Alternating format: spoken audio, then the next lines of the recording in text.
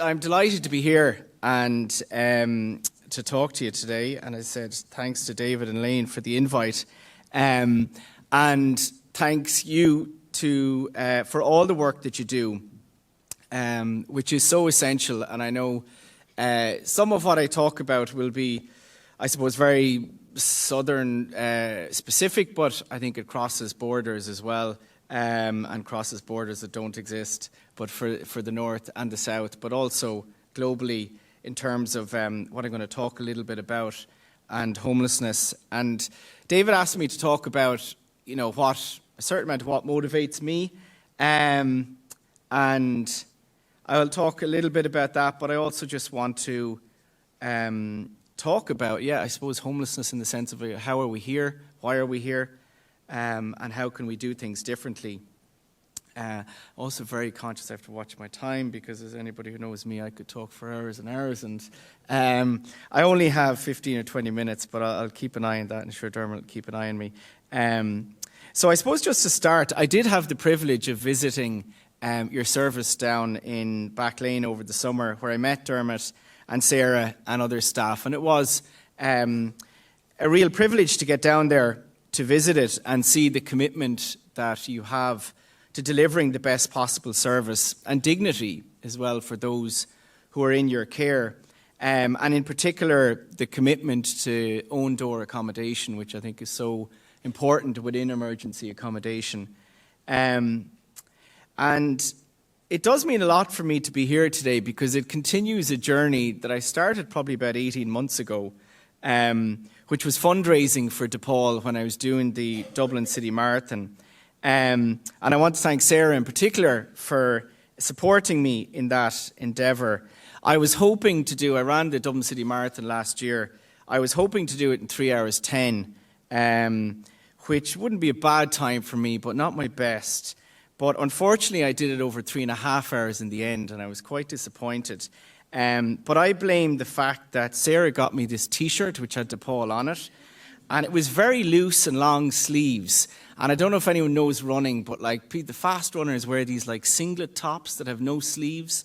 So I blame Sarah for the long sleeves, and not my lack of training that meant I got 3 hours 30. But we're 4 weeks to go to this Dublin City Marathon. So Sarah, I'm looking forward to seeing that singlet now for this year, and raising funds again for Depaul in it.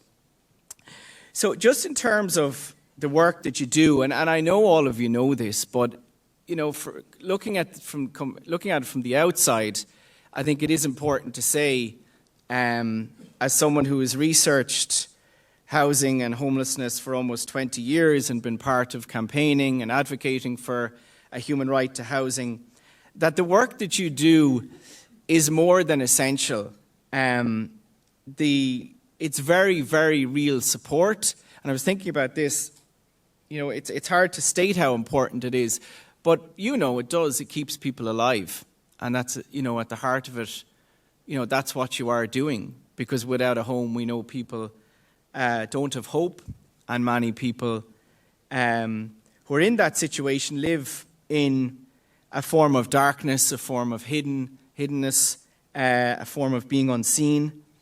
But in your work, you make people seen. And I really struck in talking to those who are homeless down the years, people who've experienced it, they say that's one of the hardest things of being homeless, is that sense of not being seen, of being invisible.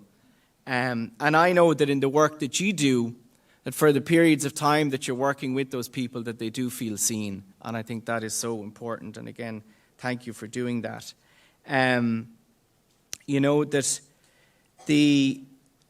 was thinking about this, describing it for people. I know you're the smile, you're the conversation, you're the guidance, you're the advocacy that keeps people going and that brings people on the journey to get a stable home of their own. And you do walk with them through some of their darkest, toughest and saddest days. And that is absolutely, as I said, essential work. And you all know, but I do think we need to talk about it, and unfortunately because we don't as a society talk about it enough, is what is happening to people when they experience homelessness. And it is a profound failure of our society, of our state and government that so many people are homeless in this country, in this island indeed, and homeless for so long. And the research shows that there are multiple traumatic aspects to homelessness. And I've tried to highlight this in my research and in my work, that homelessness isn't just the experience of being in emergency accommodation, but there's the whole period before people become homeless, living in insecure housing for whatever reason, be that they face eviction by a landlord and they have that eviction living over them for perhaps months, maybe even years. They might be living in situations of domestic violence, but they can't leave because of the lack of somewhere to go to. Or people who are staying temporarily with friends, family, couch surfing in what we call hidden homelessness. But in that time, before people ever come to emergency accommodation and emergency services, they are living in what I write about in my book as a form of chronic housing stress. And we hear a lot about, chronic stress in general society, chronic stress, it's talked a lot about work, but we don't talk about chronic housing stress. And no different than chronic stress that you don't have control over, it is living with a constant feeling of anxiety, of worry.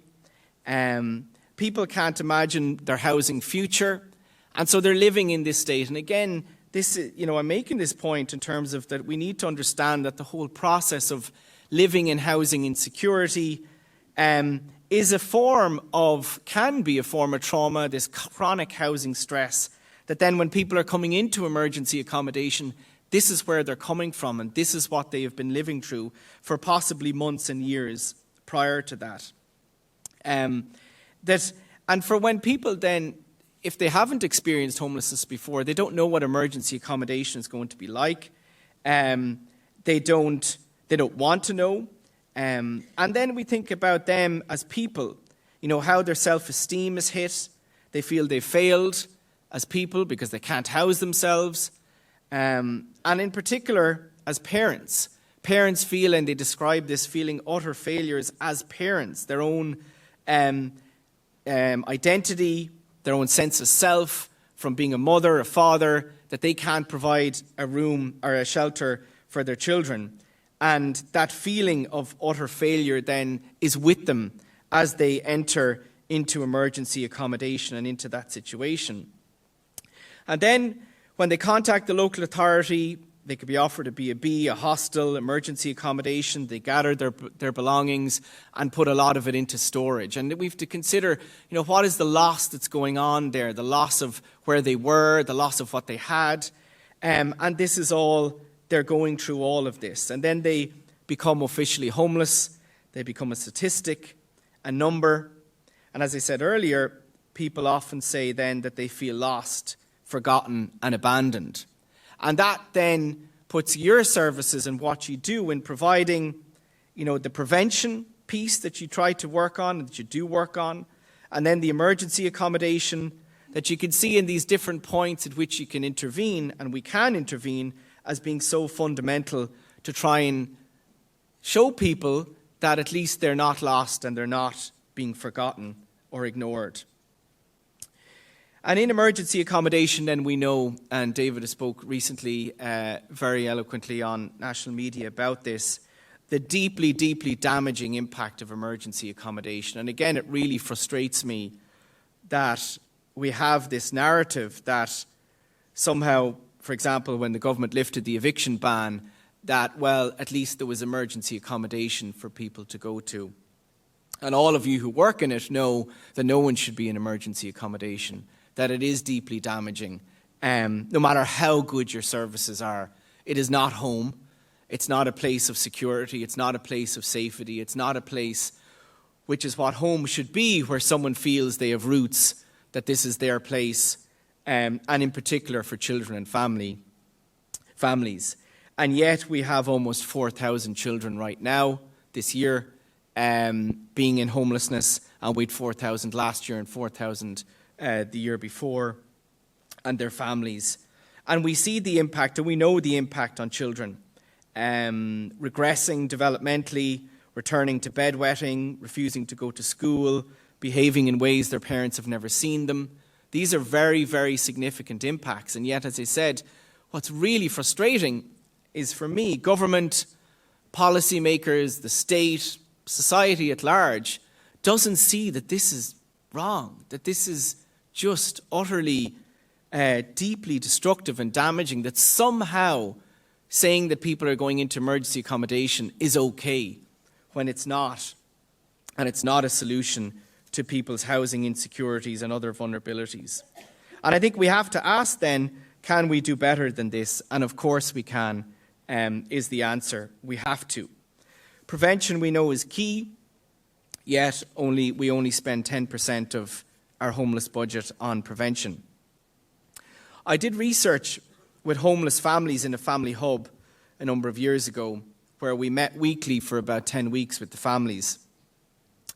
And the research that I wrote about was in part motivated to try answer a question that some in the local authority homeless services were asking.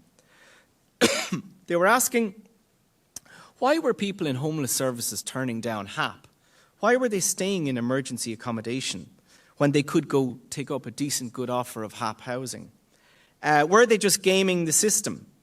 Were they presenting as homeless and staying homeless to get a council house? And I remember thinking at the time, this is real Thatcherite thinking. This is real thinking like the welfare fraud and others, our own Taoiseach, welfare frauds, fraud us all and all that. But this is actually driving homelessness policy. And unfortunately it is, and still is.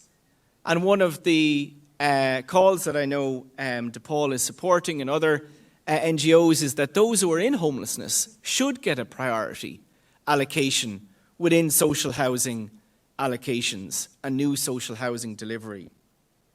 And yet that's not the case currently. And it is because, in large part, I believe, that mentality of the deserving poor and undeserving poor, of these welfare cheats, these people who game the system, is, if they did give this prioritisation, well, then more people would just be making themselves homeless. As just making yourself homeless is a choice, a lifestyle choice. And that is, unfortunately, the thinking of key people in key positions of power. And it is deeply damaging, and of course, it's deeply flawed as a way of thinking. And I always remember thinking, why do people think like that? And how can you think like that? And it is in part about refusing to, number one, recognise that housing is a human right, but secondly, recognise that the state and governments have a responsibility to fulfil a right to housing, that everyone should have a right to a home, and the government has a role in that. And unfortunately, we are still largely guarded by that market ideology, that neoliberal view that says, well, people can sort out their housing. We might commit to funding in health and education as a public service, but housing, no. Housing is the market, developers, landlords, people provide housing themselves, and the state should play a tiny, tiny role in provision of social housing. But the fundamental question I ask in my book and everywhere I go is, why do we say that it's okay to provide a public service in health, and it's good, and it's what we should do in education, but not in housing? What's so different about housing that means the argument that the state should play a really key role in guaranteeing provision of housing is just deemed as mad? And of course, it is interests. It is certain interests, we know, investors, large property developers, landlords, and privileged people make a lot of money from the property industry, from property and housing. And I think that is at its core, along with this idea that, property is your asset, property, you get it as well because you deserve to get it and you worked hard to get it. And of course, it reinforces concepts of privilege and meritocracy, which are built on myths and built on foundations of inequality. But I think we really need to challenge the idea that housing is somehow different than health and education. Housing is as fundamental a need, actually the most fundamental need, even more so than health and education. And therefore, why don't we have a public service that delivers housing, which in this case I would argue would be a public construction company, a national building agency, local authorities, housing bodies, that provide not just housing for what is considered now okay, the very poor, but housing for middle-class people, like they do in Vienna, like they do in Austria, in Germany, in Sweden, in Denmark. Public housing is available for everybody. And I think that's where we need to go.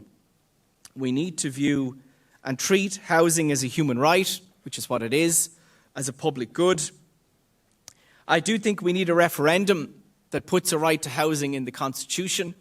I think it's absolutely fundamental. We're just going to go around in circles, I think, and remain in this permanent housing crisis until we have this dramatic change in how we see and view and treat housing. What's my time about, Dermot? Perfect. You're going to tackle me. Okay. David did ask me what motivates me in terms of why I do what I do, and part of me is I was nurtured by my mother. Always blame the mother for with values of social justice, and she was a devout Catholic from a social justice perspective, and I didn't take the Catholic bit off her, but I took the social justice bit. And,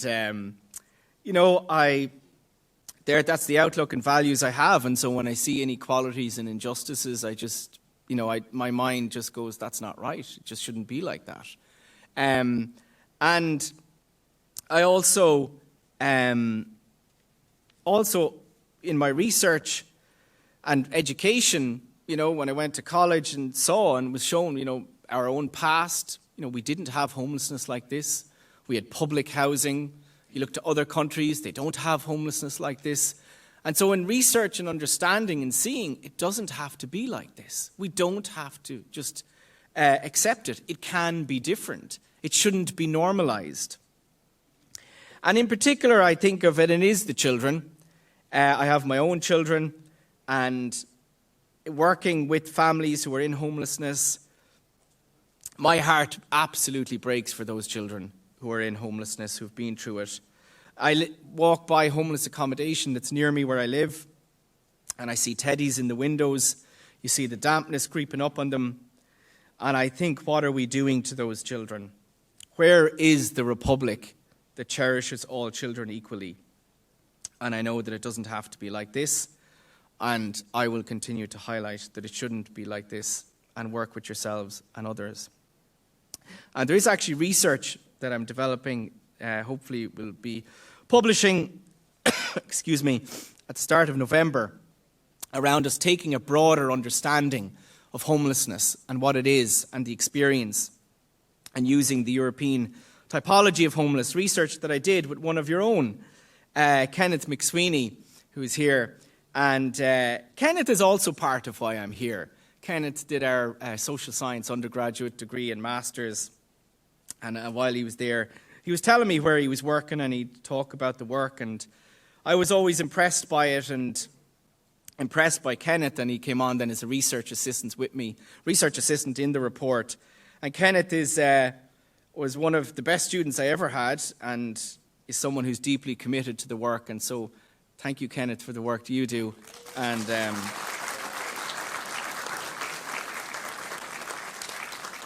yeah, absolutely part of why I'm here, and look forward to our research being published soon. And just in terms, I suppose, to finish, I know that you as a staff and as an organisation, and I talked to David about this, are committed to working with some of the most vulnerable people on this island, most marginalised, from those suffering, inequalities, addiction, to those seeking international protection. And it's very, very hard to see right now the rise of hate that is turning people's exclusion and abandonment into a weapon of racism and division. And so your work is so important in the context of this, that we are committed to ensuring everyone has a home, regardless of who they are, regardless of where they come from. everyone has a human right to a home. This is real leadership, it is real essential work, and it was likely to remain difficult into the coming months. But hopefully it will get better. I believe it will. I believe that we can end homelessness on this island, in this country. I think we have to, and we will continue to work on that. You will continue to do it. And listen, thank you again, and thank you for having the opportunity to talk to you, and I'll hopefully continue to support you and be involved in whatever way I can. Thanks.